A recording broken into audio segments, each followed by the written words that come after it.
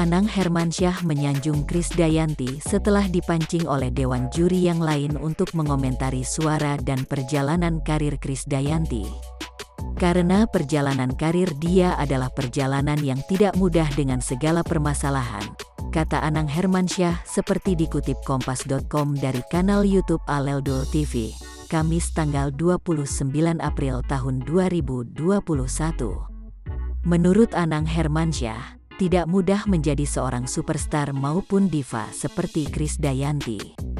Oleh karena itu, Anang Hermansyah memiliki harapan yang besar kepada Krisdayanti agar bisa memberikan ilmu kepada adik-adiknya di Indonesian Idol.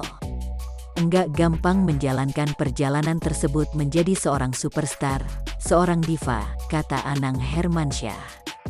Mudah-mudahan, ilmu yang KD punya itu bisa diberikan kepada adik-adiknya, ucap Anang Hermansyah lagi.